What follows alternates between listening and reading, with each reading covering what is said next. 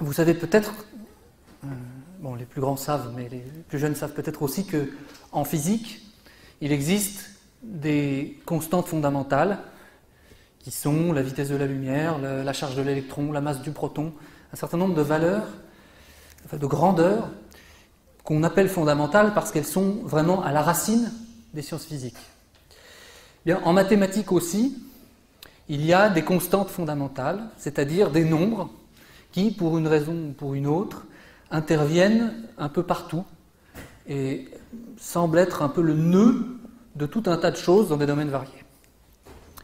En général, quand on pense à des nombres importants en mathématiques, on pense au nombre pi, que vous avez tous vu au moins une fois, ne serait-ce que parce que c'est le rapport de la circonférence d'un cercle à son diamètre. On pense aussi à d'autres nombres, comme le nombre d'or, il y a la base des logarithmes népériens, il y a la base des imaginaires purs, et un certain nombre d'autres nombres en mathématiques. Et puis, il y a donc la racine carrée de 2, qui est un nombre un peu inconnu d'une certaine façon. Si vous demandez à un mathématicien de vous citer les 2 ou 3 nombres les plus extraordinaires qu'il connaisse, il ne vous citera pas forcément la racine carrée de 2. Et pourtant, c'est un des nombres les plus extraordinaires qui soit. Pour au moins 3 raisons. D'abord pour des questions d'ordre mathématique. Racine carrée de 2 intervient dans un tas de domaines des mathématiques très variés.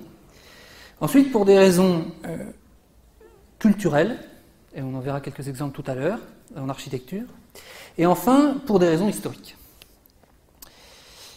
Je vais m'adresser un instant aux collégiens et aux lycéens qui sont ici. Imaginez que vous fassiez la semaine prochaine un examen de mathématiques qui vous vaudra une note ou une autre, peu importe laquelle, et que votre copie, au lieu d'être jetée à la poubelle d'ici quelques mois ou quelques années, se retrouve au fond d'une cave, bien sèche, à l'abri de la lumière et de l'humidité,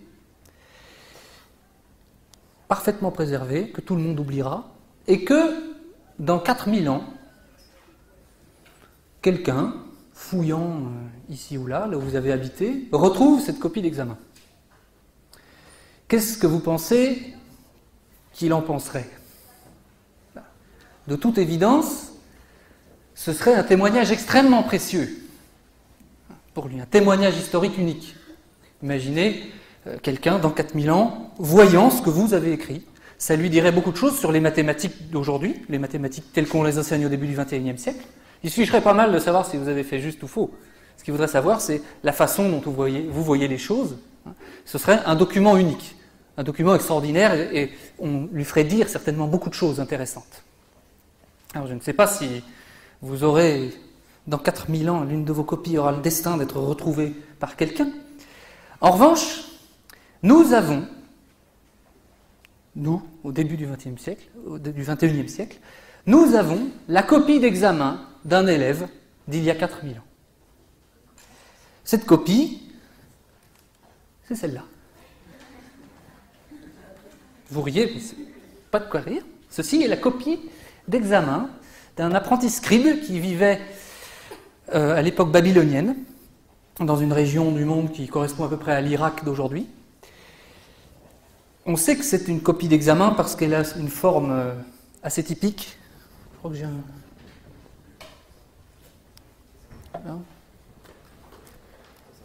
Ah, c'est ça, pardon. Il faut que j'appuie sur où ?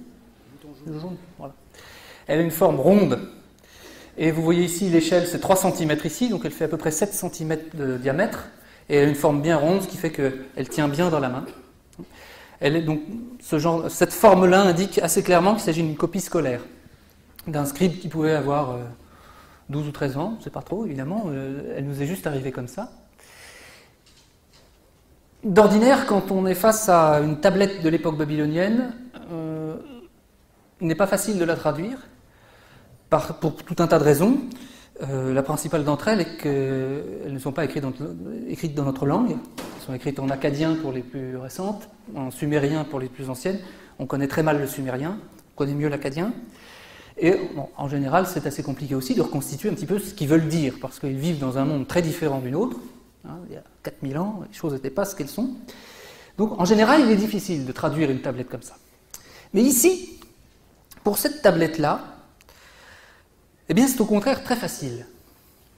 C'est très facile parce que cette tablette, elle n'est pas écrite en akkadien ou en sumérien, elle est écrite dans une autre langue, qui est une langue qui est probablement la plus universelle que nous connaissons, qui est la langue des mathématiques.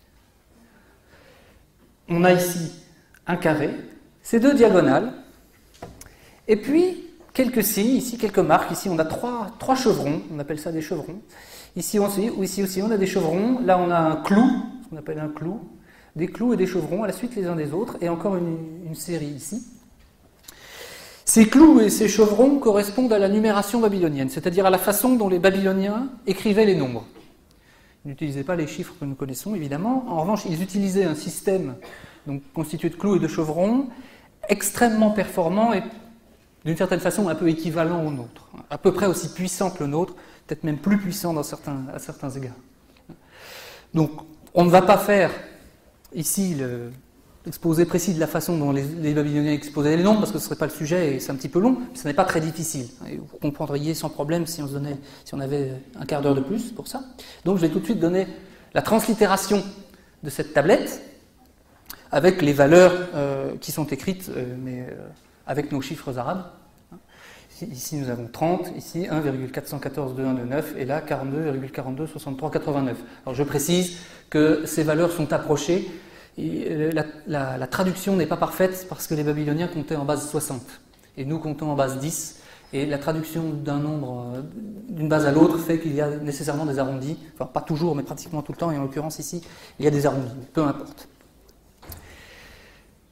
Bon, une fois que la translittération est faite, évidemment la question naturelle c'est que faisait le scribe? Qu'est-ce qu'il a écrit? Quel était l'examen, quel était l'énoncé de l'examen auquel il a répondu? Eh bien, en observant un petit peu les trois nombres qu'on a ici, on se rend compte assez facilement d'une propriété élémentaire à vérifier. C'est que si vous multipliez 30 par 1,4142129, vous trouvez 42,426389. Si on a un petit peu de connaissances mathématiques, un peu d'habitude, on voit ce à quoi correspond cette opération.